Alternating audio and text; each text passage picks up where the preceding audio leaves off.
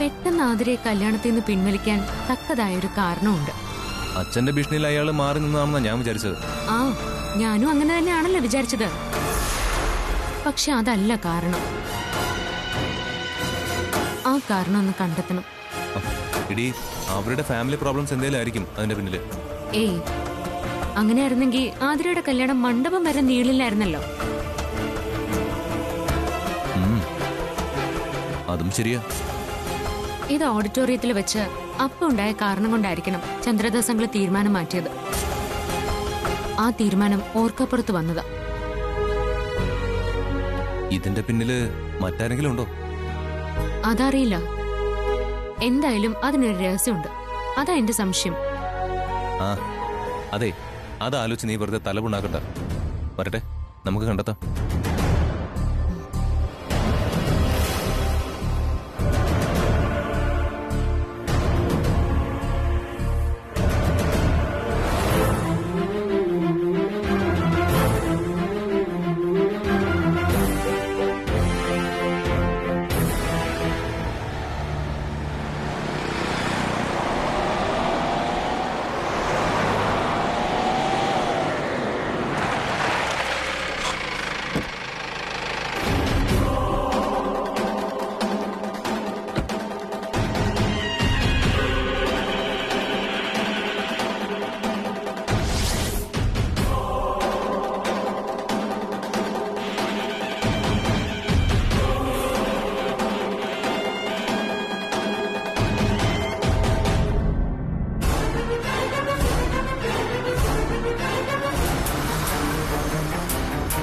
ദുർഗേച്ചി, എന്താ ദുർഗേച്ചി പെട്ടെന്ന് തിരികെ പോകുന്നത്?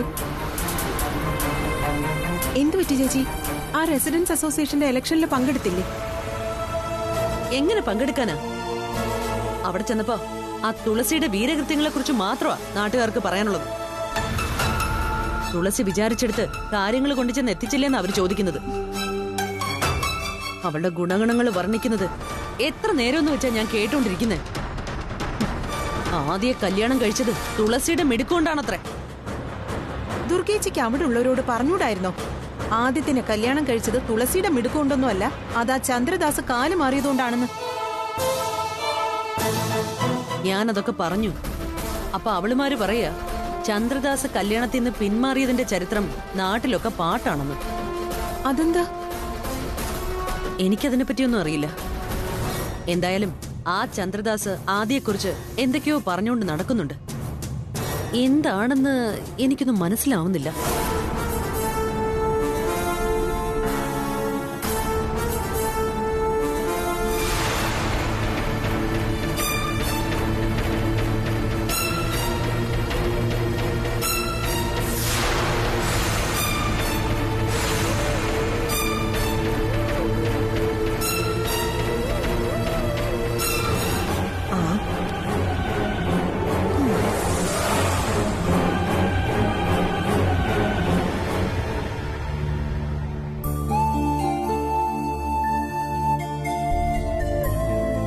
എന്തായടോ പോയ കാര്യം?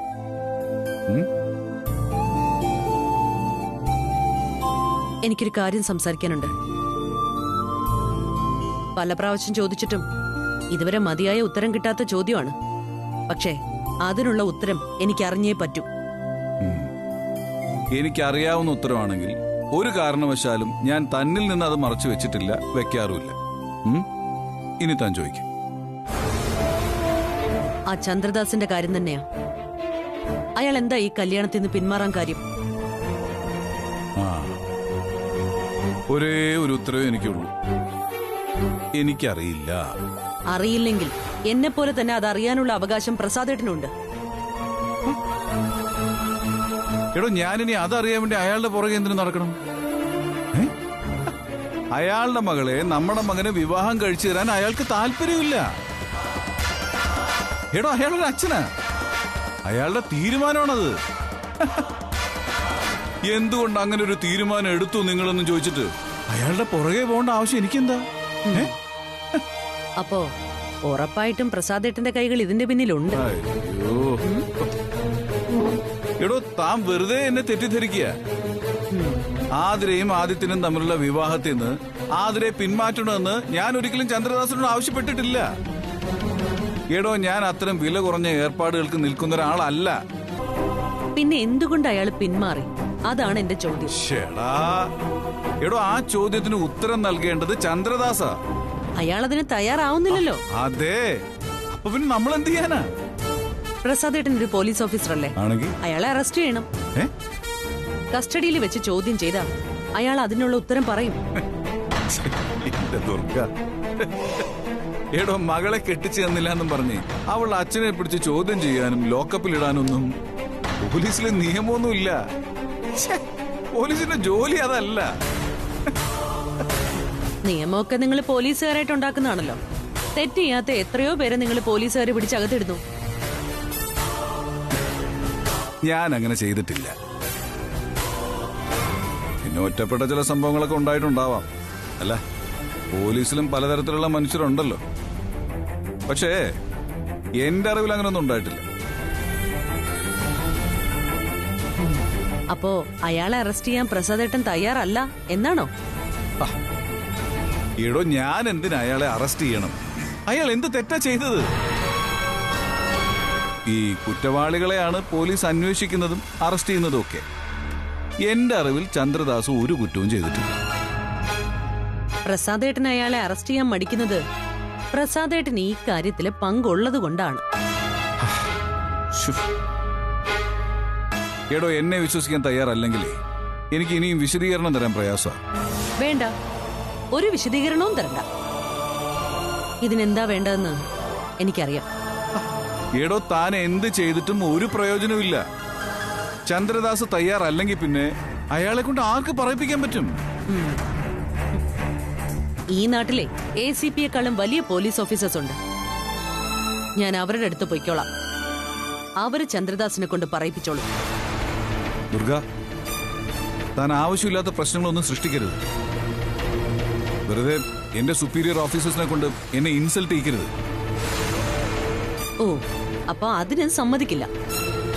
ഇവിടെ സമ്മതിക്കാത്തത് അതുകൊണ്ട് പ്രയോജനമില്ലാത്തത് കൊണ്ടാണ്. പ്രയോജനം ഉണ്ടാവൂന്ന് ഞാനൊന്ന് ശ്രമിച്ചു നോക്കട്ടെ. ദുർഗ, താൻ പോകുന്നത് വലിയ വലിയ പ്രശ്നങ്ങളിലേക്കാണ്. ഇത്തരം കാര്യങ്ങൾ മാത്രം അന്വേഷിക്കാനല്ല ഇവിടെ പോലീസ് ഡിപ്പാർട്ട്മെന്റ്.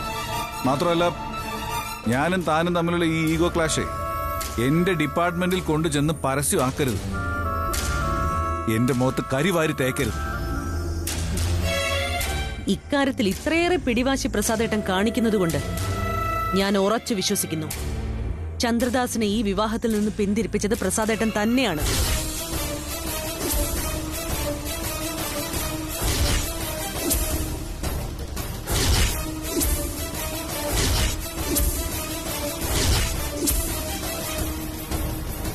സത്യം പറയ്, എന്നെ തോൽപ്പിക്കാൻ വേണ്ടിയല്ലേ പ്രസാദേട്ടൻ അങ്ങനെ ചെയ്തത്?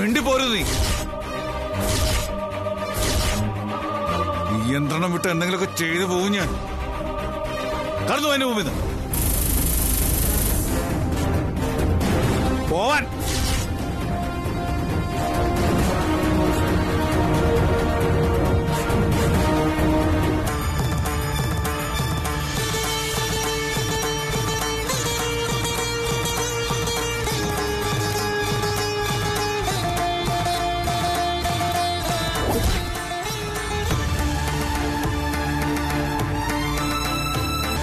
എത്രയേറെ ബഹളം ഉണ്ടാക്കിയാലും പ്രസാദേട്ടന്റെ നാവിന്ന് ആ സത്യം പുറത്തേക്ക് വരില്ല. പ്രസാദേട്ടൻ പറയുകയില്ല. അത് പ്രസാദും ചന്ദ്രദാസും കൂടി നടത്തിയ ഒരു ഒത്തുകളിയാണെന്ന് ഏത് പൊട്ടനും മനസ്സിലാവില്ലേ? തുളസിയെ ആദിത്യനെ കൊണ്ട് കല്യാണം കഴിപ്പിക്കേണ്ടത് പ്രസാദിന്റെ ആവശ്യം. അതിന് ചന്ദ്രദാസിനെ കരുവാക്കി. എനിക്ക് അതങ്ങോട്ട് തീർത്ത് വിശ്വസിക്കാൻ പറ്റുന്നില്ല. ഇതിന്റെ പിന്നിലെ വലിയൊരു രഹസ്യമുണ്ട്. എന്ത് വില കൊടുത്തായാലും എനിക്കത് അറിഞ്ഞേ പറ്റൂ. ദുർഗെ, നിനക്കറിയാലോ എന്റെ കാര്യങ്ങളൊക്കെ. ഞാനൊന്ന് കഴിഞ്ഞൊടിച്ചാൽ എത്ര പേരാണെങ്കിലും പറന്നു വരും മാരകായുധങ്ങളുമായിട്ട്.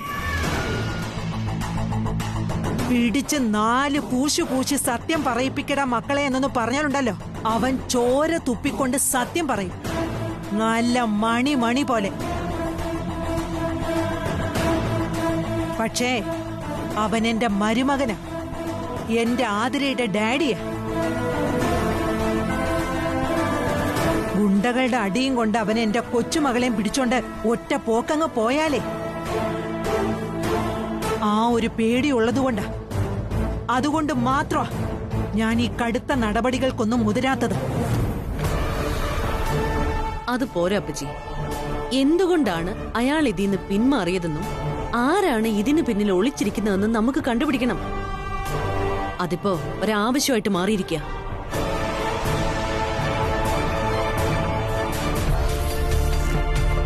അല്ലപ്പച്ചി, ഈ ചന്ദ്രദാസിന്റെ പേരിൽ എന്തെങ്കിലും വലിയ ക്രിമിനൽ കേസുകളുണ്ടോ?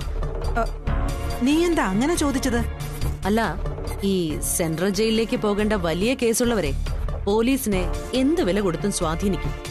ഇനി അങ്ങനെ വല്ലതും ചന്ദ്രദാസിന്റെ പേരിൽ ഉണ്ടോന്നറിയാൻ വേണ്ടി ചോദിച്ചതാ. ദുർഗേ, എനിക്കറിയാവുന്നിടത്തോളം ഈ ചന്ദ്രദാസ് ഒരു മാന്യന. എന്റെ മരുമകനായോണ്ട് പറയുന്നതല്ല. അവൻ നേരെ വാ നേരെ പോ എന്ന രീതിക്കാരന്. അവൻ കേസിലൊക്കെ ചെന്ന് അകപ്പെടാൻ ഒരു വഴിയില്ല. തന്നെയുമല്ല, അവന് ഇവിടെ അല്ലായിരുന്നല്ലോ, അമേരിക്കയിലല്ലേ. മാന്യനാണെങ്കിൽ എന്തുകൊണ്ട് ആ സത്യം നമ്മളോട് പറയുന്നില്ല? അതാ എനിക്ക് മനസ്സിലാവാത്തത്. ഏതായാലും നീ സമാധാനപ്പെട്, നമുക്കൊരു ശ്രമം കൂടി നടത്താം.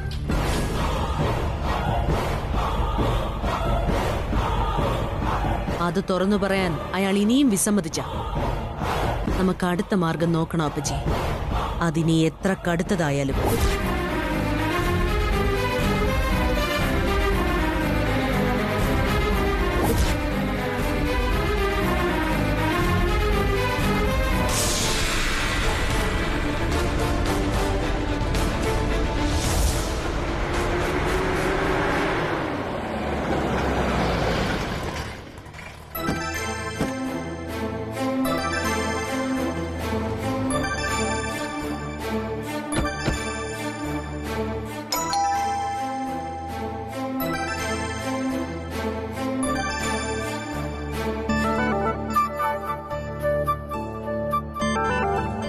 ആ വാ.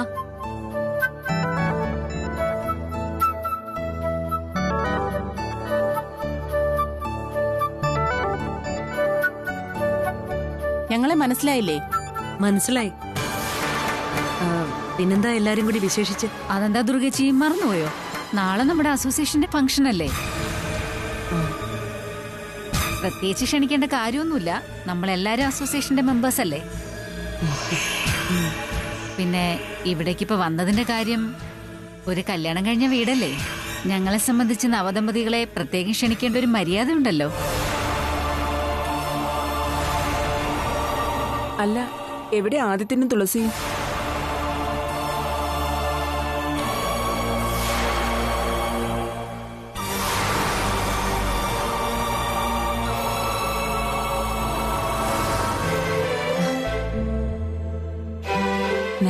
വാ വാ. അല്ല, ഞങ്ങൾ ആരെങ്കിലൊക്കെ മനസ്സിലായോ? ഞാൻ കണ്ടിട്ടുണ്ട്. എനിക്ക് 3 പേരെ അറിയാം. ഓ, ഇവൾക്കറിയാത്ത ആളുകളൊന്നും ഈ നാട്ടിലില്ലല്ലോ. തുളസി പിന്നെ കുട്ടിക്കാലം മുതലേ സ്മാർട്ട് ആണല്ലോ. ഒരു പ്രാവശ്യം പരിചയപ്പെട്ട പിന്നെ തുളസി ആരും മറക്കില്ലല്ലോ.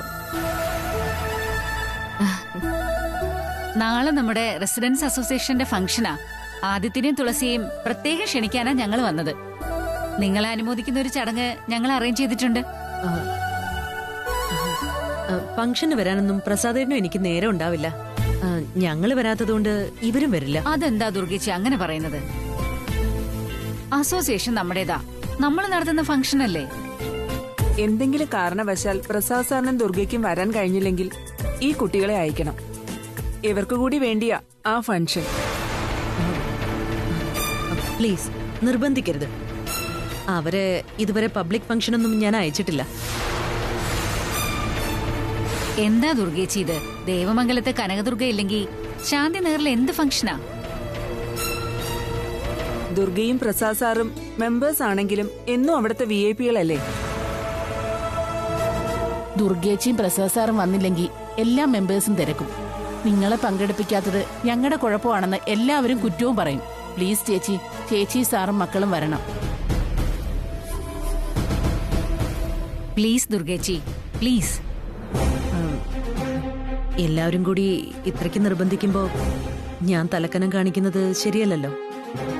ആയിക്കോട്ടെ, വരാം. ഓക്കെ, ശരി.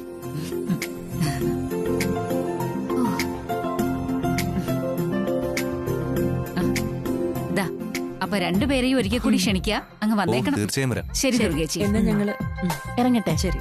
ശരി മോളെ. നോക്കട്ടെ.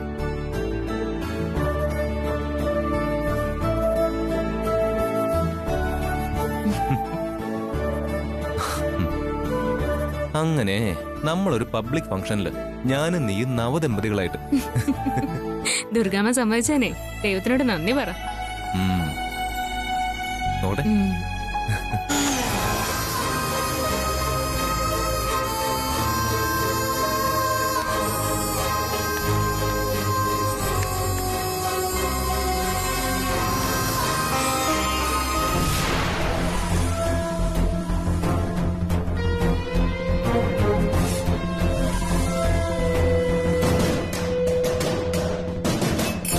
ദുർഗാന്റി, ഈ ഫംഗ്ഷന് നമ്മൾ ആരൊക്കെയാ പോകുന്നത്?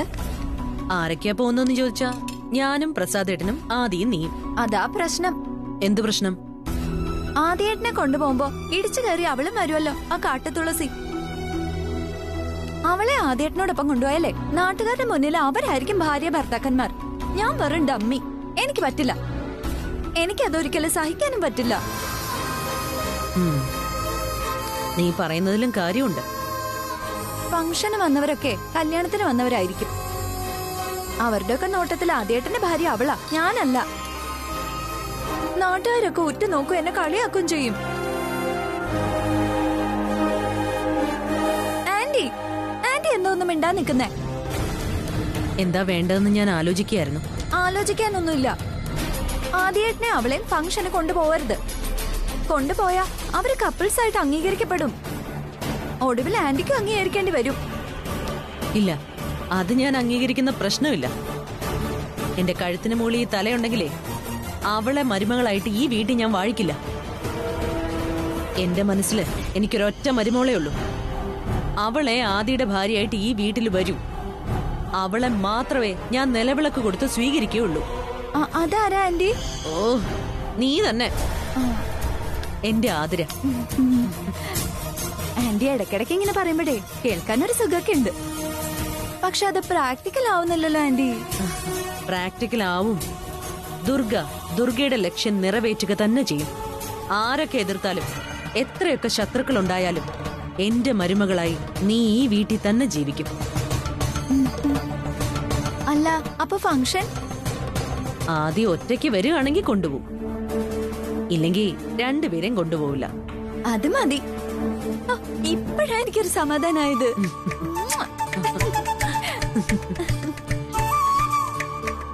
നാട്ടുകാരുടെ മുമ്പില് ആദിയുടെ ഭാര്യയായിട്ട് വരാൻ അവള് ചമഞ്ഞൊരുങ്ങുമായിരിക്കും. ആ മോഹം ഞാൻ പൊളിക്കും.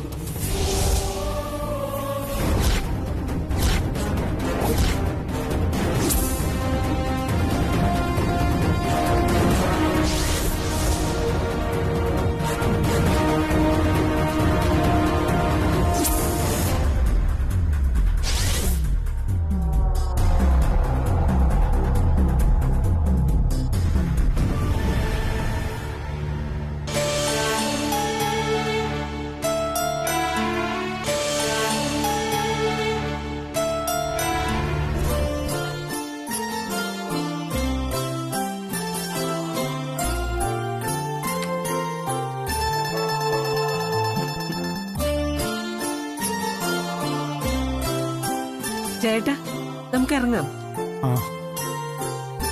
മക്കളുടെ കല്യാണം കഴിഞ്ഞതിന് ശേഷം നമ്മൾ പുറത്തൊരു ഫംഗ്ഷന് പോകുന്നത് ഇപ്പോഴാ. അപ്പൊ നമ്മൾ ഒരുമിച്ച് മീനാക്ഷി ക്ഷേത്രത്തിൽ പോയതോ?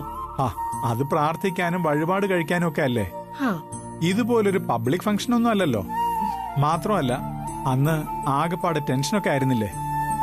അത് ശരിയാ. പിള്ളേര് പങ്കെടുക്കുന്നോണ്ടാ നമുക്ക് സന്തോഷം. കുട്ടികൾ കല്യാണത്തിന് ശേഷം ഇതുപോലൊരു ഫംഗ്ഷന് വന്നിട്ടില്ലല്ലോ.